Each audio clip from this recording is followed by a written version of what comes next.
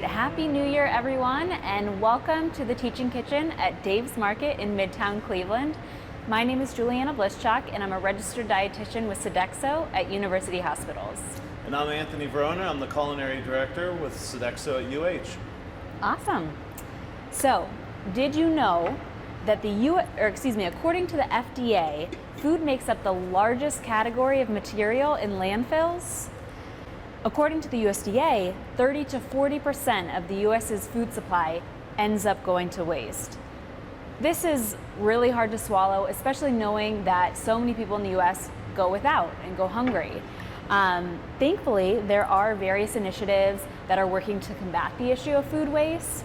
For example, the USDA and the EPA are working together to cut back on food waste by 50% by the year 2030. But maybe you want to be a part of the solution as well. One fairly simple way to cut back on your food waste is to avoid tossing your leftovers. And after the holidays, you might have more than you know what to do with. Sure. So you're in luck today, because today we're going to be talking all about leftovers, how to use them to their fullest. So yeah, Chef Tony, what's on the menu? Cool. Pretty simple today, actually. A lot of simple ingredients, but we're going to make a chicken stock that we're going to use throughout whatever. You can freeze it.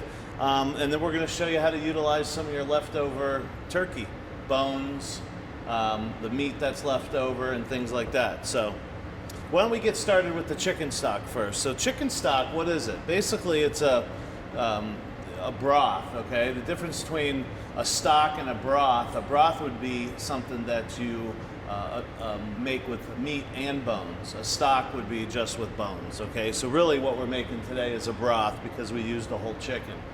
Okay, first I want to talk about the ingredients. Now, when I was in culinary school, I had a chef tell me, you know, a stock pot's not a garbage can.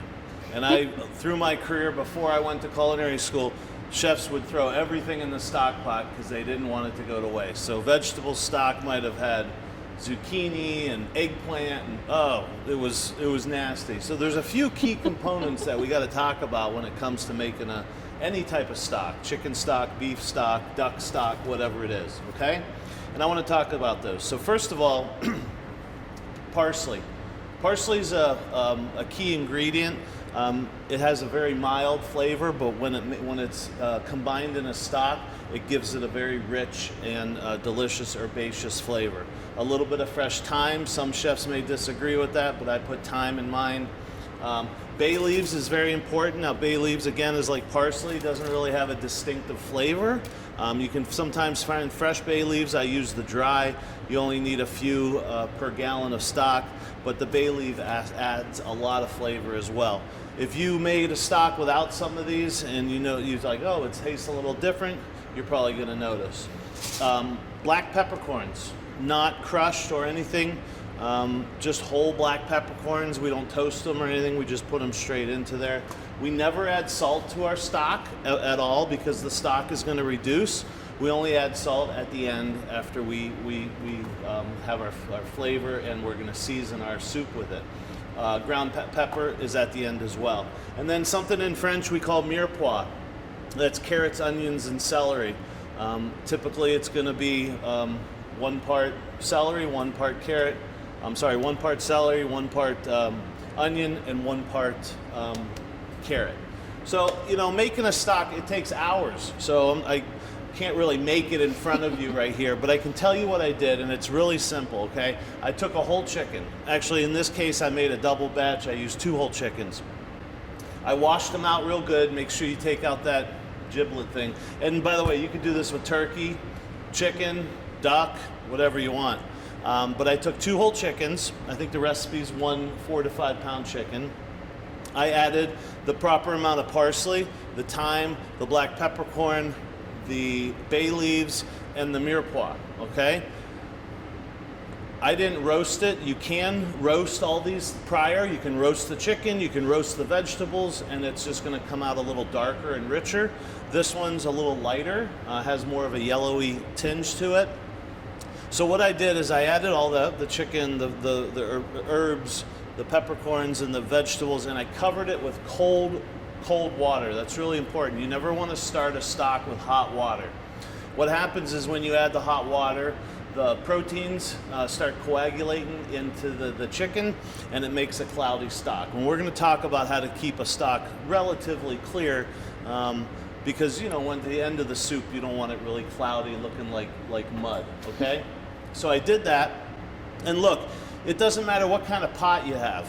All right, so if you put a whole chicken in this pot, obviously it's got to fit, or this pot, you only want to add the amount of water just to cover it about a couple inches, okay? If you add too much water, it's going to take too long to cook, too long to reduce, and you won't get a rich stock. So you want to be careful about how much water you add. You can follow a recipe, but again, if you don't use the right stock pot, if you don't use the right stock pot, that could vary because of the width, the diameter, the height. So just remember, add your vegetables, add your chicken, and cover it with water, cold, clean water, just about an inch or two, okay? Then you want to bring it up to a slow boil, simmer. So turn it on high, watch it, don't walk away from it, wait till it comes up to a simmer. Once it comes up to a simmer, set it aside, okay? Turn it on right now I have this burner on, and it's kind of on the side, so what's going to happen is the heat is going to start to simmer and roll it kind of over. Instead of rolling it in the middle, there's going to be a little simmer, and it's going to kind of roll it through the chicken and so forth. After about an hour, I pull the chicken out. I take the meat off because it's going to be cooked. I let it cool a little bit, obviously. I take the meat off, and this is what I have. And again, this could be the leftover turkey as well, okay? So I took out the chicken, I took the meat out. We can use that for a chicken noodle soup or something else, or we can just keep it and freeze it, use it for chicken teriyaki, chicken whatever. So many things. Yeah, and then we add the bones back in, and we cook it for about 4 to 5 hours, okay? And what you want is you want to be able to taste chicken. Right? So I taste it every once in a while. Wow. And it tastes delicious. I didn't add any salt yet. I'm going to add some salt in a little bit. I will tell you that the stock itself probably reduced by 1/3. So if I added, a gallon of water, 1/4 water evaporated. And that's really what gives you that rich reduction of liquid, is going to give you that rich flavor. When you cool this, and I'm going to show you how to strain it here, you want it to kind of be gelatinous. Inside the bones of a chicken is the marrow and some gelatin. And you'll know when you really reduced it enough is when you cool it 100%, it'll have a little jiggle to it, right? Like Jell-O, but you don't want it too thick. You could reduce it all the way and get it so thick and gelatin that it's actually like Jell-O, okay? But that's a whole different application, and chefs do that as well, and we add that to different things to make a sauce or something a little richer, okay? So we're gonna do that. Let me look at my notes. Okay, we talked about putting it back on for 5 hours. So at the end of the cooking process, what I see a lot of people do is take this pot and just dump right through a strainer. What happens is that's going to agitate the vegetables, the bones in there, and it's going to make it kind of cloudy. So I probably have 1.5 gallons, 2 gallons of liquid in here, so I'm not going to do it all, but I just want to show you. I'm going to take this, and I kind of move the vegetables aside. I know you can't see this, but it's not boiling anymore, so the solids have kind of dropped down. So what I'm going to do is just ladle these gently. Now you're going to get some onions and things in there, but again, I don't want to just dump it in. You can see, I know it looks cloudy, but if you didn't follow the steps I talked about, it would even be more cloudy. So I'm going to take the time, bigger ladle obviously help you out. I'm going to strain this off. All right, so now what I have is a beautiful chicken stock. What are you going to do with this later? I have these quart containers. These are great. Doesn't matter, Tupperware, whatever you want. Pour them in here. Before you put them in there, I want to make sure that you cool this properly, right? If I poured all this into here and I had this much volume of liquid and I put that in the refrigerator, it's going to take too long to cool down, right? So there's a couple things you can do. What's a real pain is to try to get this in a shallow container because nobody's refrigerator is big enough, right? Yeah. If you're going to make this much stock, I would invest and buy a $3 bag of ice and fill your sink up, plug it up, once you've done strain it, put this in the sink with ice and water and kind of just stir it around a little bit, and that'll reduce the temperature. If you put this in the cooler, this one without the vegetables and the bones, it's going to take way too long to cool, and then you could have some bacteria growth. So make sure you cool it properly, okay? So again, I'm going to keep straining this, but what can you do with this? So once it's cool, put them in your quart containers, put it in your Tupperware containers and freeze it. It freezes beautifully. This is one of the best things, and if I was gonna, I'm not a big fan of making like a whole 3 gallons of tomato sauce and freezing it. I just make it the day of and eat it. But this is something that freezes really, really well. Okay, and look, at the end of Thanksgiving, the next day you do this with a turkey. Maybe you had family come over and you had 2 turkeys. Do this. Cook it just like the way I said it, but you're not gonna have that much meat. Make the broth, make the stock, and then freeze it, and you're gonna have it for a long time, and you can use it for soup, sauces, a bunch of different stuff. Okay, so let's put this aside. So now we have our beautiful stock. And actually, once it's out of there, it's relatively clear. Yeah. You know? What I don't see is a lot of specks and cloudiness in there. Okay? So, beautiful stock. I can smell it. Can you guys smell it in here? It smells rich. It smells like Thanksgiving. Okay. So, what are we going to do with this stock? Well, let's act like it's Friday. What is that? Black Friday? Right? After Thanksgiving? Yeah. Okay. Black Friday and you're home. Okay. What are you going to do with the leftover stock? Let's make a quick soup. Okay? All right. So I got a pan here. So this is our second recipe. We've got some carrots, onion, and celery. I'm going to let this heat up a little bit.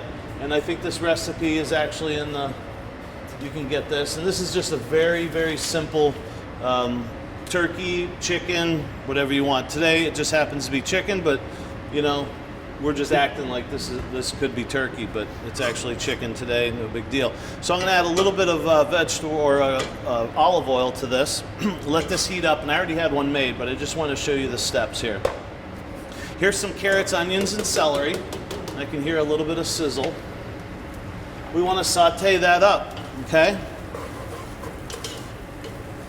As that's sauteing, I want to cut up some herbs, okay? In the recipe, we know we have some parsley. And we're going to put a little bit of sage in there. We're not going to use the thyme. That was for the stock. And we're going to put a little bit of sage in our soup. And we want to add this right at the end. But as this is sauteing, I'm going to clean up a little bit of sage. You can also take not only the fresh herbs that I'm picking here to put in at the end, but you can take this as well as these stems, okay? And you kind of bundle them up like this, and you take a little bit of butcher twine, tie it up, and throw that in there and saute it with it, because there's a ton of flavor in these stems, and you're not going to waste them. I don't want to put the fresh herbs in there now because I want the fresh herbs to be bright and vibrant right at the end. The other thing when you're making a soup is I like to have everything hot. So I have my stock which just came off, but if it didn't come off and you pulled it out of the freezer, throw it on the stove and bring it up to a simmer, right? It's going to help the process go a little bit quicker.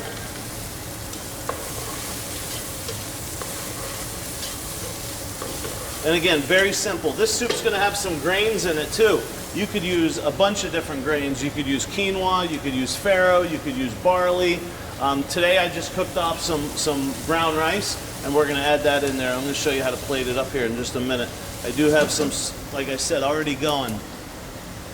You kind of want your vegetables to be, somewhat soft. So once you saute them and you see them start to turn a little bit of translucent, then you want to add your stock. And adding your stock, you want to cook this soup for an additional probably 18 to 20 minutes. I mean, I don't know about you, but I like my soup to have a little bit of texture, but I want my vegetables to be somewhat soft. So I'm going to add a little bit of stock, and we're going to cook this down. And if you can see the difference, this has some crunchy vegetables, but this one has nice, soft vegetables in it. Okay, let me finish cutting this up. Anything else to add, Juliana? Sure, yeah. I mean, really what I love about these recipes is that they are simple ways to just make our food go a little further. And especially with homemade stocks and soups, I love that you can be in control of the sodium. Yeah. Because as we know, store-bought stuff it tends to have quite a lot of added sodium. So, if that's something you're watching, you have complete control when you're making it at home on your own. And then yeah, soup is fun. It's not like stock where I feel like there's more creativity with it. You can put a lot more in it, and whatever you have on hand, so it's not in the back of your fridge rotting when you forget about it. Other ideas too for things to use your leftovers for would be a wrap, a sandwich, a burrito. You could make like a breakfast egg scramble. I know personally I like to add my leftovers on top of a salad or a baked potato. And then now too, with the power of the internet, you can pretty much type in your ingredients and come up with about 1 million recipes of things to make with those ingredients. So definitely take advantage of that as well. The other thing about the stock is you're going to pay probably $3-4 for one of those Teeny little cartons. Yeah, and this is, with all the scraps and some vegetables, you could probably make it for pennies for the quart, okay? So you're going to save a little bit of money as well. Plus the satisfaction is so much better than I buy those ones in those cartons and it doesn't really even taste like chicken stock. I don't know what it is. I buy that, but and this isn't something you're going to do on a weekday, right? You do this on a weekend, you make a big batch like this, and you got it for a while. All right, I'm going to switch these over.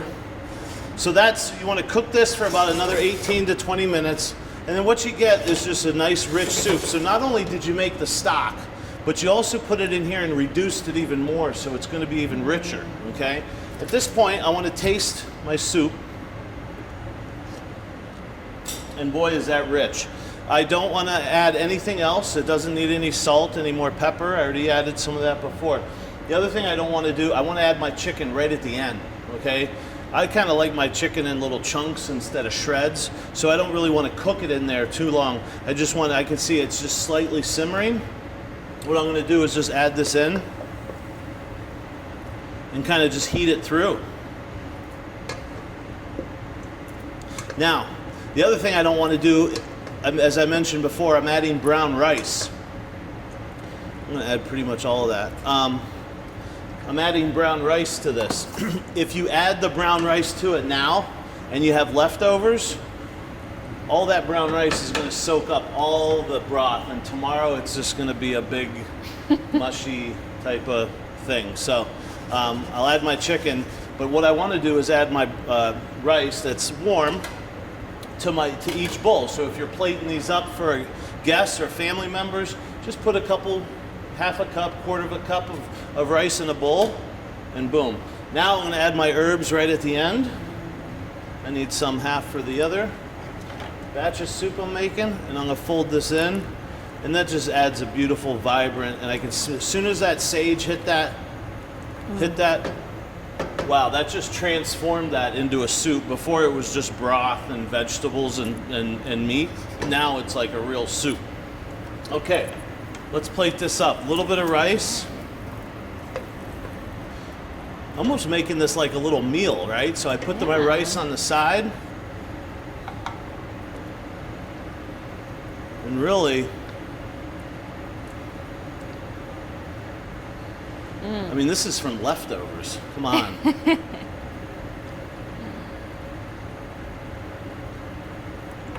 just a little bit more on top.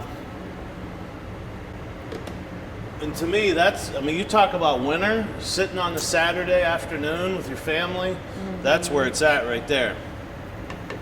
I agree. A balanced meal, it's got, fiber, it's got its carbohydrate, protein, fat from the stock, and then it's got veggies in it too. So it's pretty well balanced. And look, all this can be interchanged. I mentioned the rice. If you want a different rice, if you want noodles, egg noodles, no big deal. If you don't like carrots, if you don't like celery, add zucchini, add different things to it. Add eggplant, add tomatoes. You could almost make like a minestrone. Add beans to that would be amazing. Yeah, right? If you're vegetarian or whatever, Yeah, if you don't want to make, look, and if you don't want chicken stock, you mentioned vegetarian, there's a ton of recipes out there for vegetable stock, or you just make your own vegetable stock or you buy it. Right. So. Yeah, well, just a few things to piggyback on what Chef Tony was talking about with the food safety aspect of our leftovers. So that is an important part of leftovers. And like he said, using an ice bath is a good method to cool things down quickly. If you have a smaller portion of food though, you could separate it into smaller containers or shallow containers. That's an option as well. And then remember, don't leave things out on the counter for more than 2 hours. We don't want that. In the fridge at 40 degrees or below, leftovers are going to stay good in an airtight container for about 3 to 4 days. And then in the freezer at 0 or below, you're looking at a matter of months. Technically, they're safe indefinitely, but you're just, the concern is mainly like quality, over time. You might lose some moisture, some flavor, that kind of thing. So just be mindful of that. And then when you're ready to eat your leftovers, remember not to thaw it on the counter. Put it in the fridge, microwave, or cold water to thaw it out and cook it to 165 degrees. Buy your turkey, well, I know it's over, but buy your turkey early. Let it thaw in the refrigerator. Ooh, yeah. Not on the countertop. All right, thanks. Thanks for coming. Take care.